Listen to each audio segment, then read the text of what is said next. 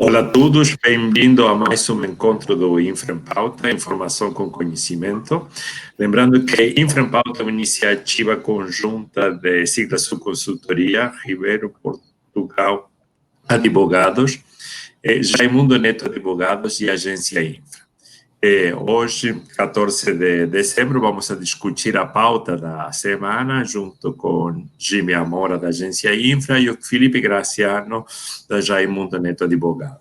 Hoje não contaremos com a presença do Maurício Portugal Ribeiro, que excepcionalmente no dia de hoje não poderá participar conosco.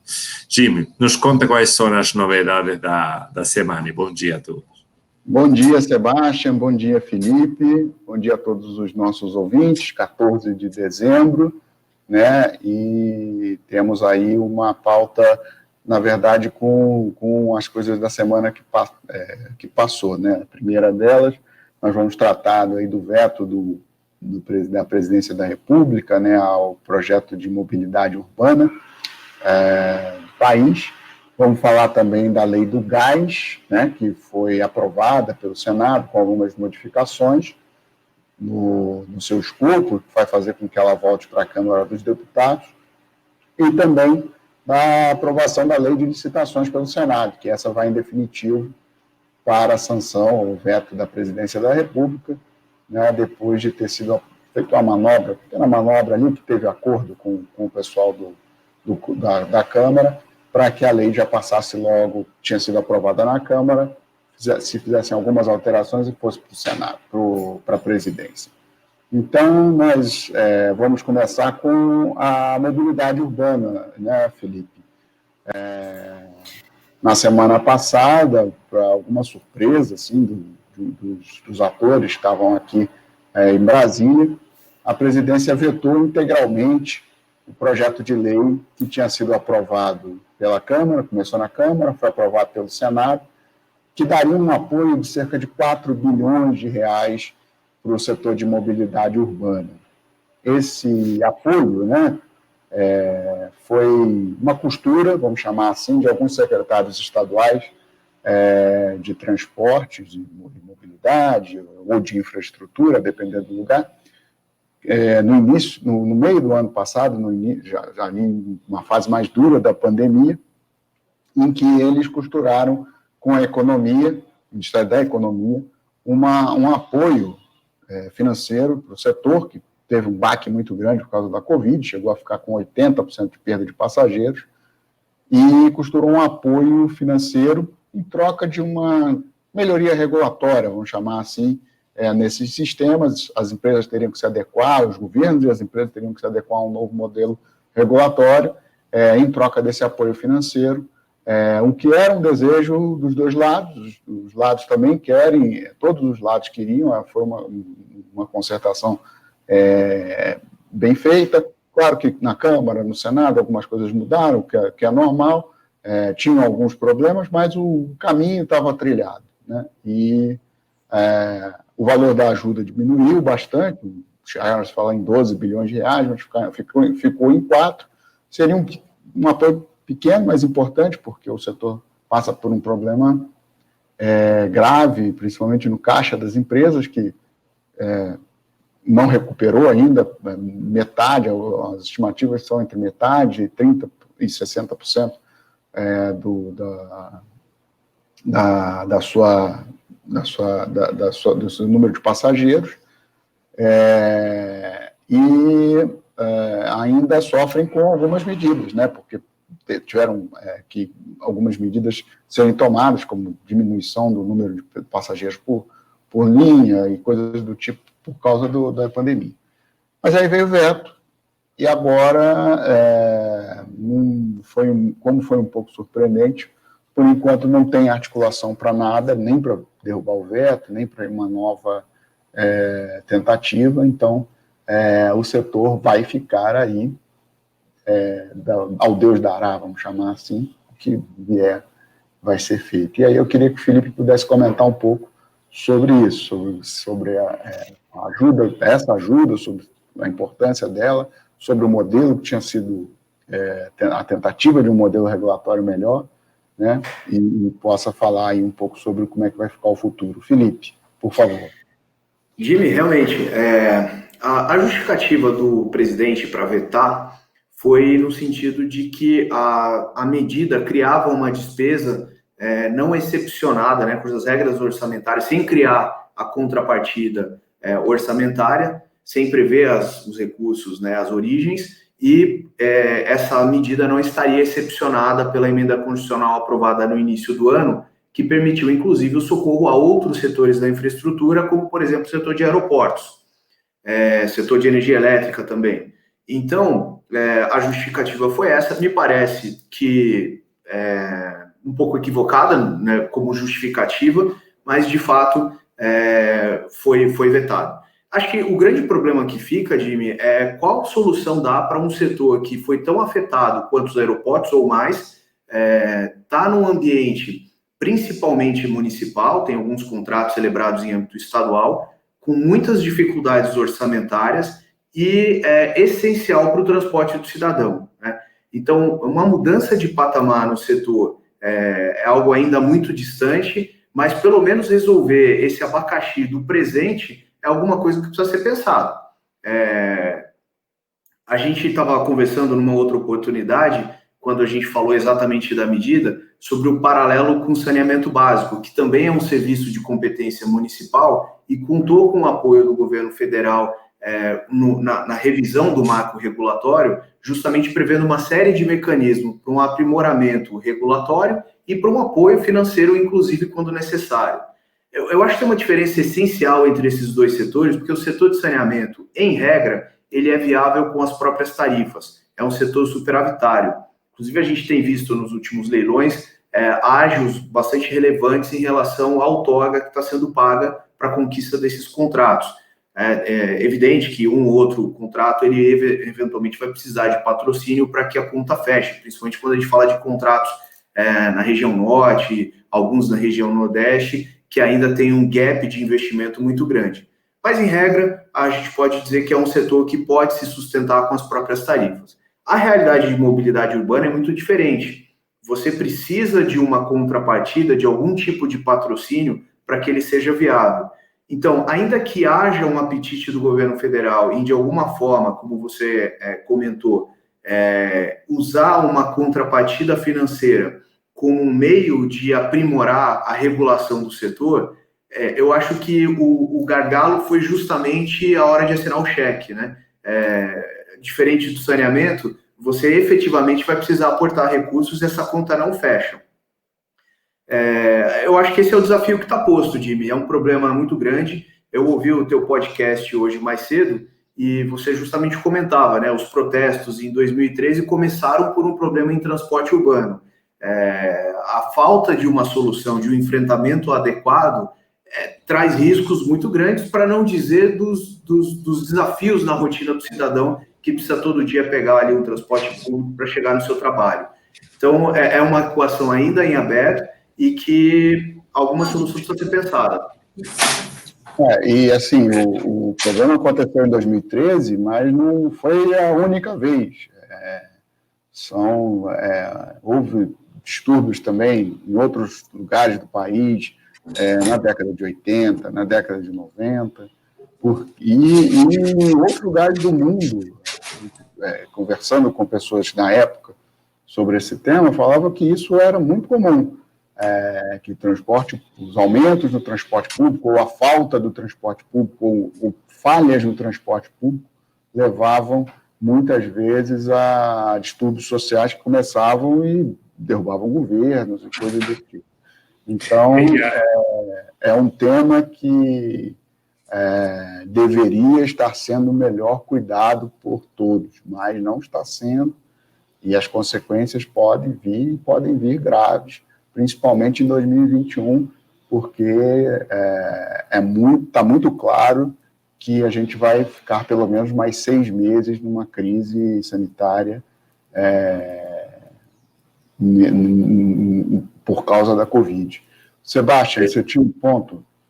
Sim, lembrando isso, que o setor de transporte público é um setor muito sensível à opinião pública, E não só aqui no Brasil, sino em vários outros países, lembrando o que recentemente aconteceu no Chile também, né, o transporte da tarifa pública, do transporte público desencadeou um descontentamento social muito alto que levou também a uma instabilidade política. Então, é um setor sensível.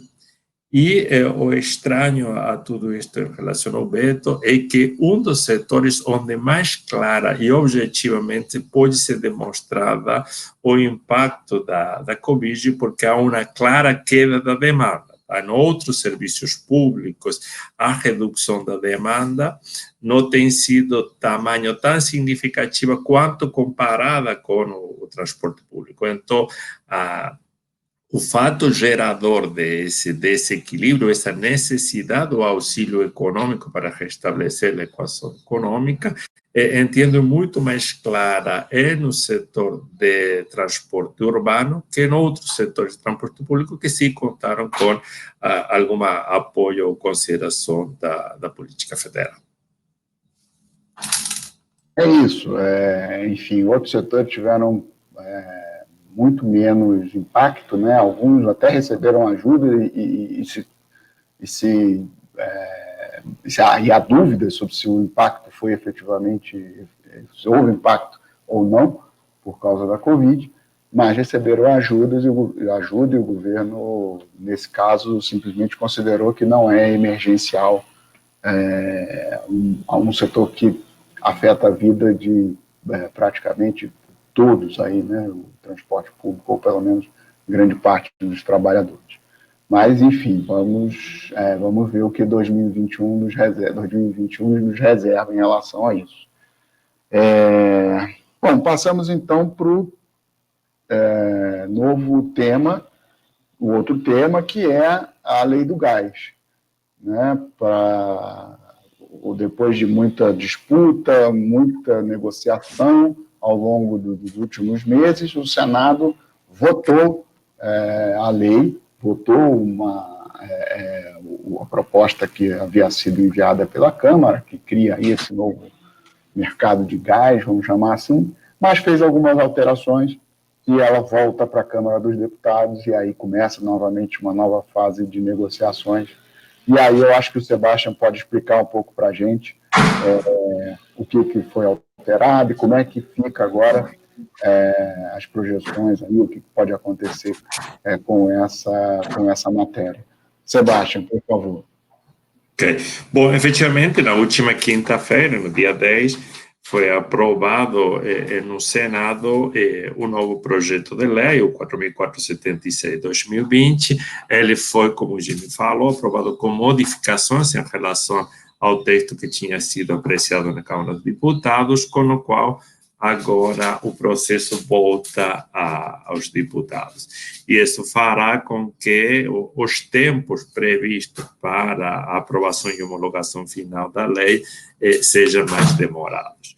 O projeto, como tudo, ele busca uma maior competitividade no mercado do gás, um mercado que historicamente esteve concentrado na Petrobras, e o que busca, entre outras alternativas, é a incorporação de novos prestadores, em particular no que é o transporte do gás, e estabelece o regime de autorização para a construção e expansão dos gasodutos, ao invés de um regime de concessões, como que estava vigorando desde 2009. Lembrando que desde 2009 até aqui não houve nenhuma concessão. Então, volta para o sistema de autorização, que é um sistema mais simples, que desburocratiza a iniciativa privada para a construção dos gasodutos.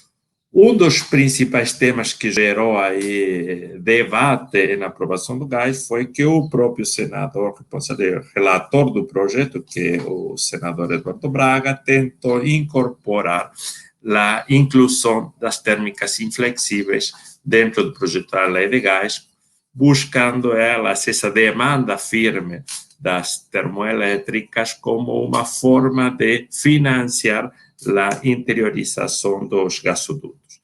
Esse tema foi bastante controverso, porque, de fato, você estava forçando a demanda para a construção do gasoduto, e isso terminaria onerando o setor de produção de energia elétrica, e poderia estar onerando de uma forma não economicamente eficiente, se é que a localização de aquelas termoelétricas estivesse direcionado pela expansão do gasoduto e não pela necessidade em si intrínseca da termoelétrica.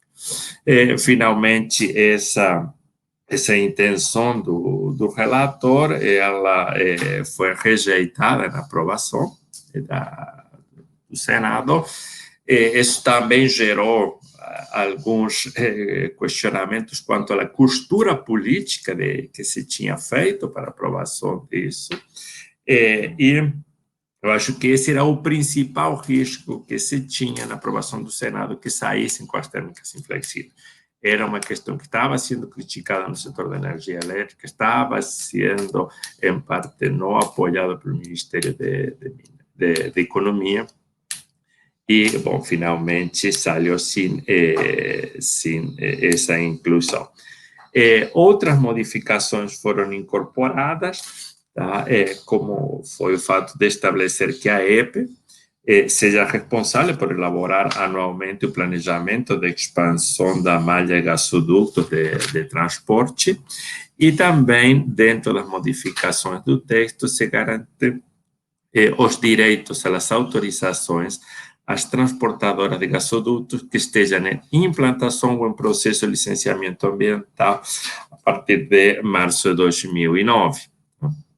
Então, essas foram basicamente as principais modificações.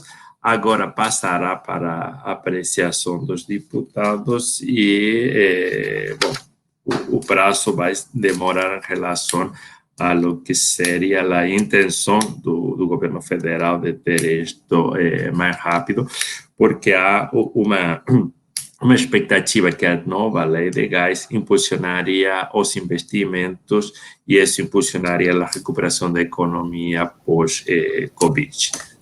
De qualquer jeito, o fato de se mudar o regime de autorização, se incentivar os governos estaduais a privatizar as empresas distribuidoras de gás natural e de atualizar seus marcos regulatórios, a possibilidade de trabalhar com a malha de transporte como uma malha única de transporte, tudo isso vai trazer uma maior competitividade ao setor. Tá? Alguns falam que as expectativas são demasiado ambiciosas em relação a lo que existirá, bom, mas isso só vendo. Não, a gente ainda publicou algumas semanas, semana passada, uma avaliação do setor de energia, que não só está faltando água, né, porque temos aí um laninha forte, e o laninha impacta muito as chuvas na região centro-sul, vamos chamar assim, e os reservatórios estão muito baixos, mas também não tem tido uma quantidade de gás suficiente para muitas termoelétricas, e isso está gerando um problema sério aí para o setor. Quer dizer, vamos então ficar com esse desbalanço, vamos chamar assim, por mais tempo, visto que vai ser muito difícil se aprovar essa matéria até a volta do Congresso, e aí a volta do Congresso deixando muito claro, só volta em março, porque tem a eleição em fevereiro, quem ganhar depois tem que fazer uma composição dificílima de montar as comissões, e isso demora um mês, pelo menos, e aí depois é que a coisa começa. Então, quer dizer, nenhuma expectativa de nada acontecer até o final de fevereiro. A questão de realmente há um ano com uma situação hídrica desfavorável, tá? O parque térmico está praticamente tudo despachado, inclusive fora da ordem de mérito, pela necessidade de garantir a oferta. Mas mesmo a aprovação da lei de gás, ele não trazerá um resultado imediato, lembrando que são investimentos que levam um período de construção considerável, tá? Então, dentro do próprio setor de energia elétrica, é que se estão tomando algumas medidas para o gerenciamento da demanda. Até mesmo foi o acionamento das bandeiras tarifárias, na bandeira vermelha, para sinalizar a situação de uma oferta mais restritiva em condições da escassez hídrica. Jimmy Tufoni está... Se o Felipe tinha algum ponto sobre esse tema... Jimmy, acho que a principal questão em discussão agora é realmente essa simplificação do regime, né, da permissão versus concessão, e o dinamismo que se espera em relação a isso. Como o Sebastião já tinha apontado, o regime anterior das concessões não teve, acho que talvez pelas dificuldades e pelo contexto, não tenha permitido, você falou, eu não tinha esse dado, Sebastião, você falou dos últimos 10 anos nenhuma concessão, né?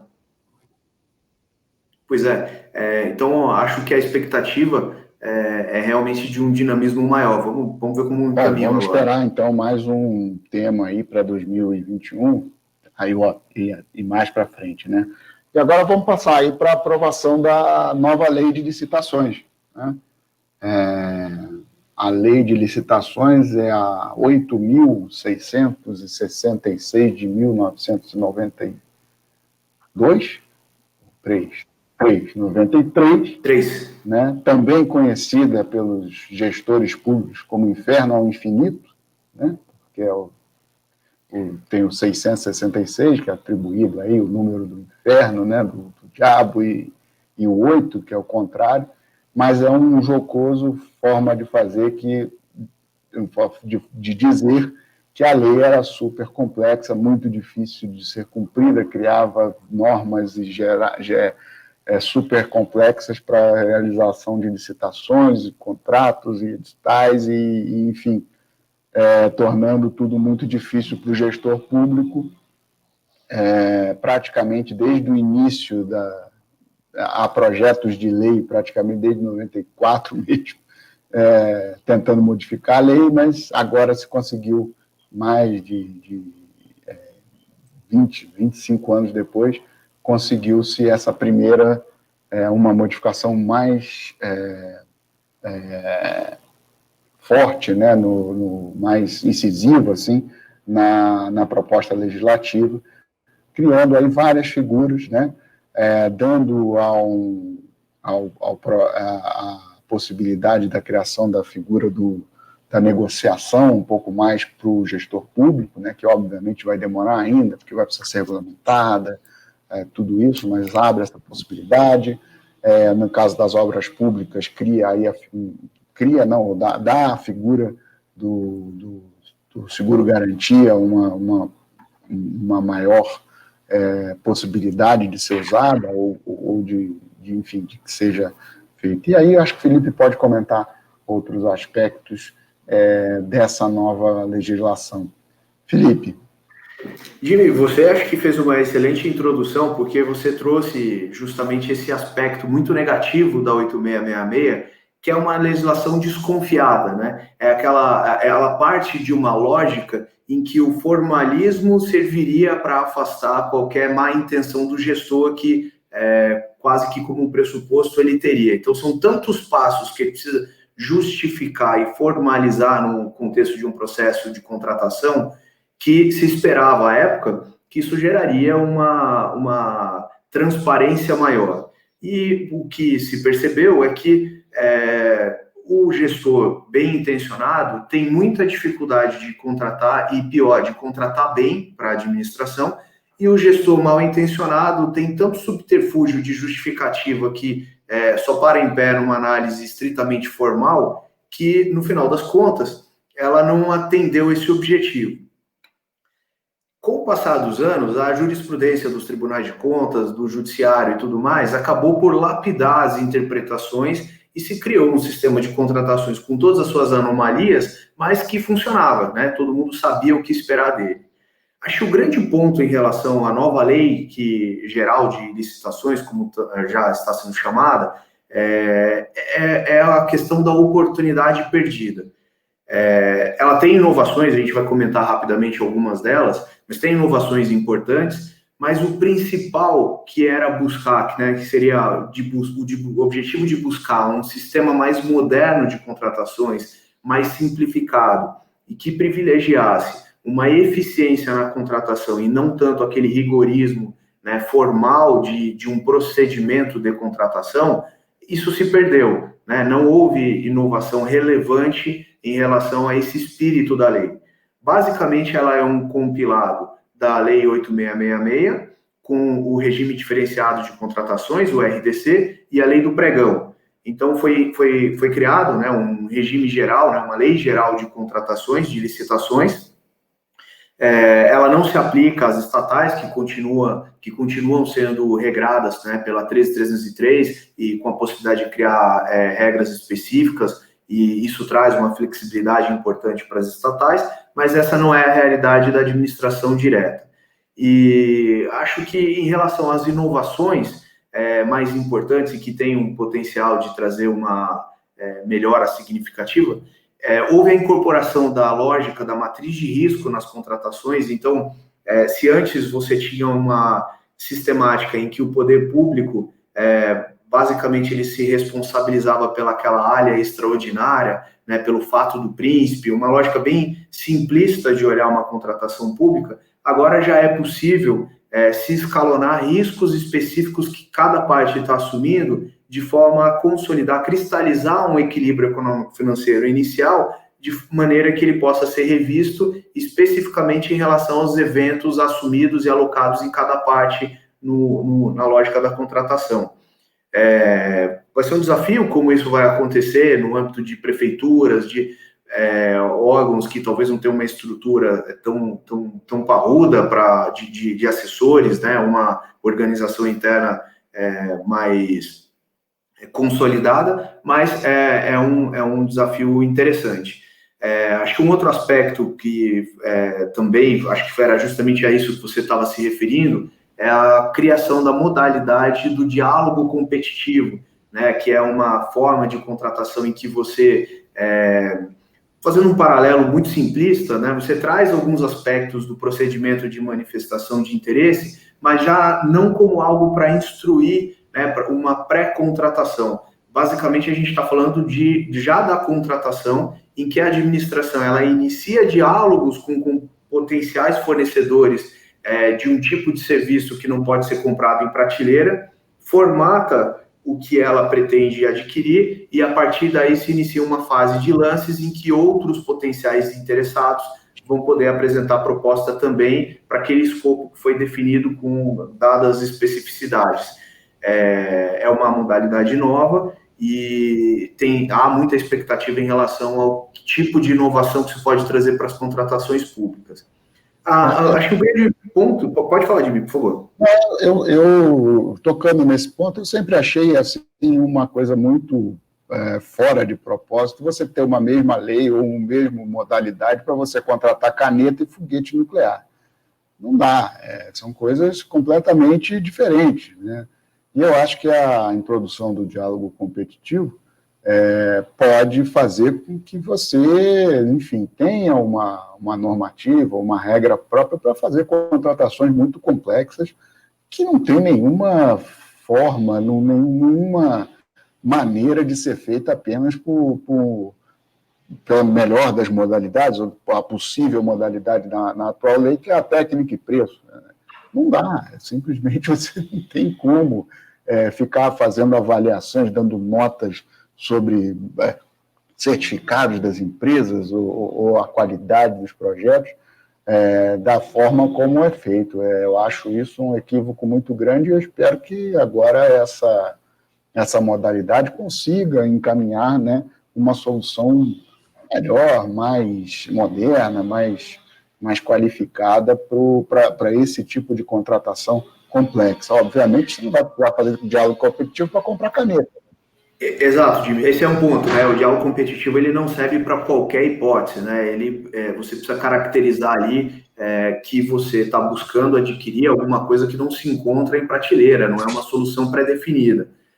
Eu acho que a doutrina, né, a prática ainda vai ter que trabalhar muito as exceções e criar uma interpretação consensada dos limites.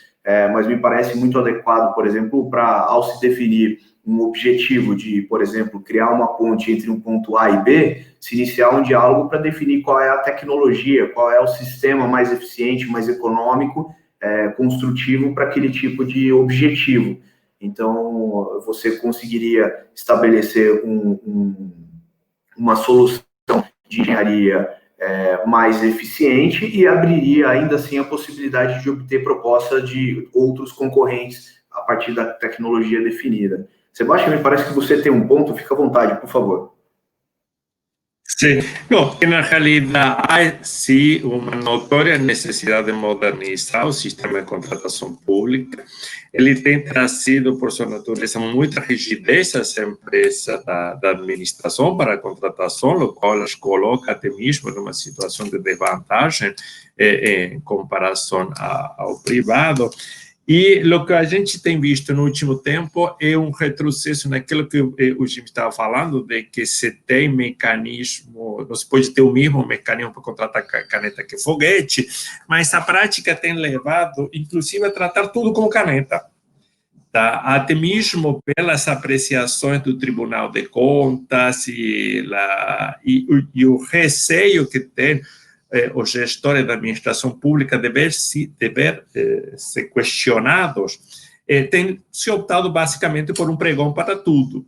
Então, onde se tem o menor risco da apreciação da qualidade, só se deixa o critério do menor preço. Tá?